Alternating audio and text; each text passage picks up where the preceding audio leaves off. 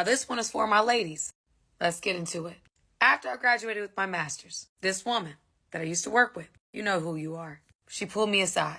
She said, Sam, you're a pretty girl. When you gonna settle down and get married? I laughed and I said, probably after I get my LCSW. She looked at me dead in my eye and said, shut the door. And so I did. She said, now look around, Sam. Look at the women my age.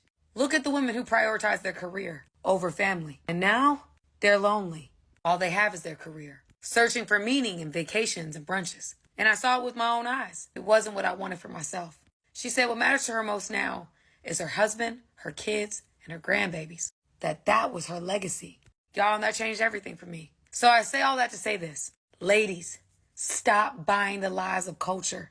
Family is ministry. It's your first ministry. We weren't created to fight being helpmates. That's our divine purpose. We were created to walk in it with power. Don't lose yourself trying to chase a version of success that leaves you empty. God's way still works.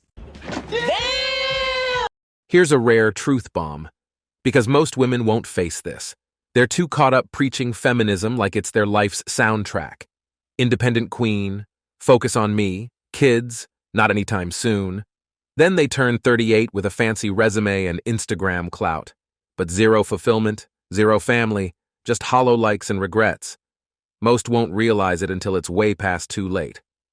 Gloria Steinem said, if you don't go out to work, you betray the movement of feminism. You betray the women's rights movement. Babies will be fine. Don't worry about them. Put them into daycare. Give them to a babysitter. You need to go out to work. You need to be soldiers in this war that we're waging. And women just soaked it up. Meanwhile, Gloria Steinem never had children. So she could say that. That message was very destructive. So what we know is that attachment disorders are passed down generationally. So if you develop an attachment disorder because your mother isn't emotionally present for you, is disinterested, then that gets passed down to the next generation. How can a woman rediscover her maternal instinct? You have to start to uncover old losses. You have to look at your own childhood, because the basis on which we form our relationship with our children is Fact. Attachment issues fuel countless personality problems. Yet somehow, women get a free pass every damn time. No accountability, no blame. It's always someone else's fault except theirs. That's the harsh reality nobody wants to admit. The Bible says that the wife should submit to the husband, but also that the husband should serve the wife. And people often miss that part out. It comes in tandem. That we are a unit that are supposed to support each other. So yes, I think feminism is actually the downfall of Western society, and because it's encouraged women to become men in order to be equal, and we're not about equal. Again, we're not a tolerant faith, we're also not an equal faith. We're complementary. Men and women are different. We're equal in dignity and worth, but that is it. Men still hold on to their role, but women are the ones drifting off, blinded by social media's narcissistic spotlight. The men stay grounded while women chase validation online, losing themselves in the process. It's no surprise the men get left out of the blame game. Reality check, the problem's deeper on her side. The feminist movement was fighting for equal opportunity for women in education and the workforce. The sexual revolution was fighting for all sorts of sexual freedoms. Cosmo, we pretended that this sexual revolution was a freedom for women.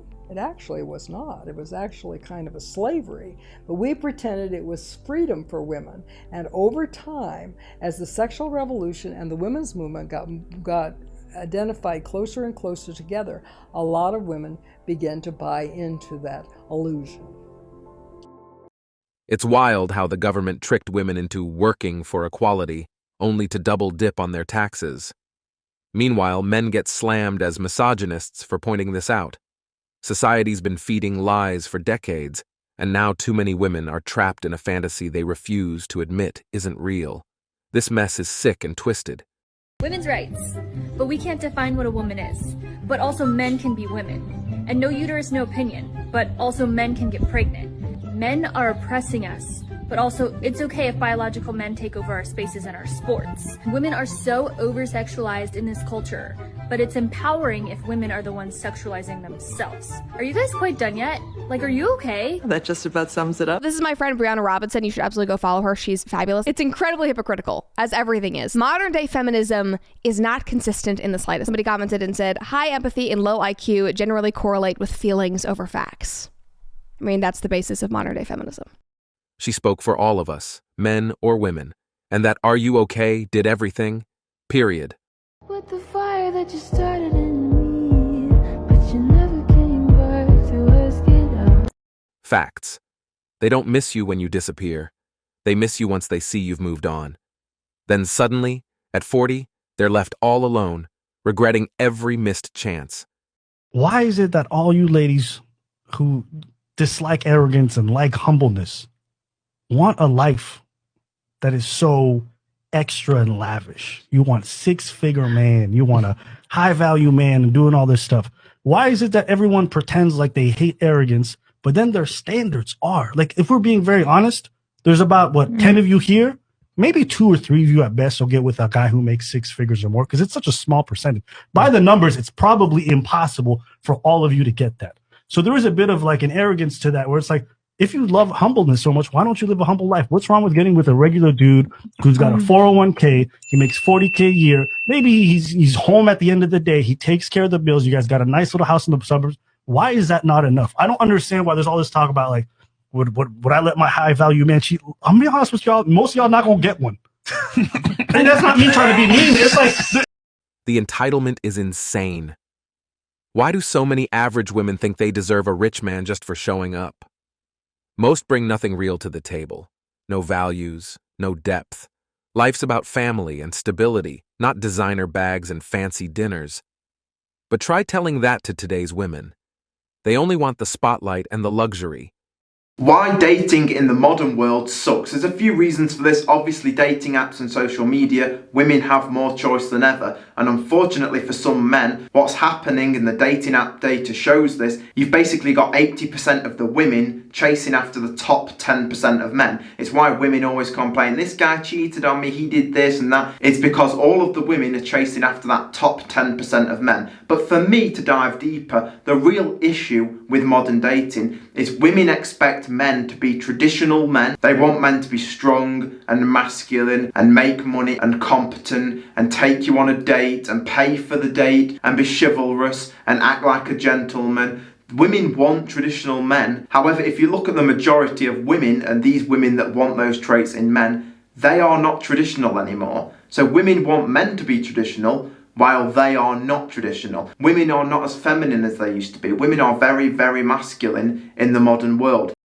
If they actually date or marry a provider, chances are they'll cheat with some Chad and then blame the guy like it's his fault.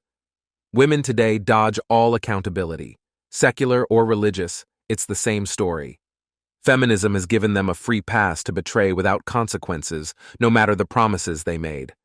We're talking about equality equaling respect. We can be equal and very, very different. You can be equal with completely different things. A woman can have equal respect to a man if she is very good at being a woman, and a man gets respect for being very good at being a man. When a woman decides she wants to act like a man, or a man wants to act like a woman, that's where all gets fucked up. Men and women are good at different things. There's nothing wrong with accepting that. There's nothing wrong with saying, I'm a woman, I'm good at X, he's a man, he's good at Y.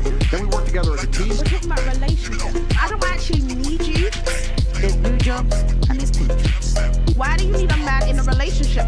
And these are the stuff that I need in a man. But it's like, at the end of the day, it's not like I completely need you. But the whole point is if the lights went out tomorrow, you would need a man.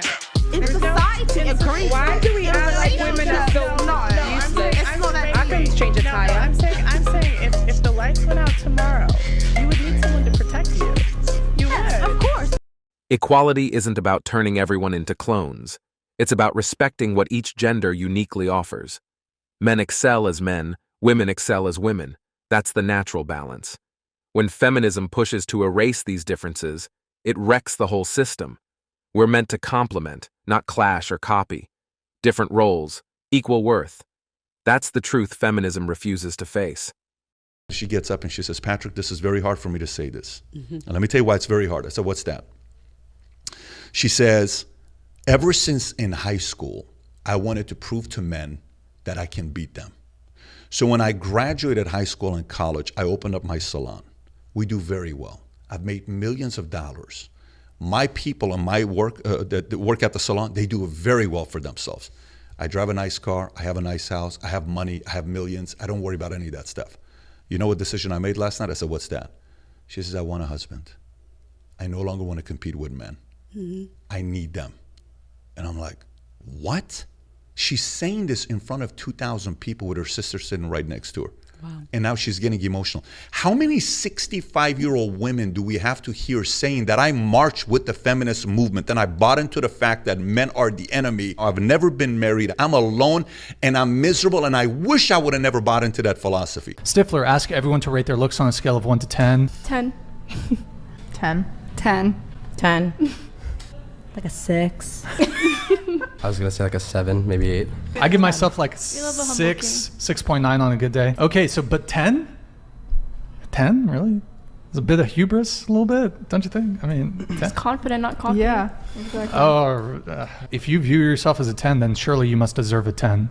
So if you have a bunch of women who think they're 10, one of the problems in the dating marketplace is people don't have a reasonable self-assessment of their own attractiveness, and thus their standards they're not going to be able to secure the type of partner that they're going after if they think they're a 10. No offense, guys. I disagree. I'm getting death stares.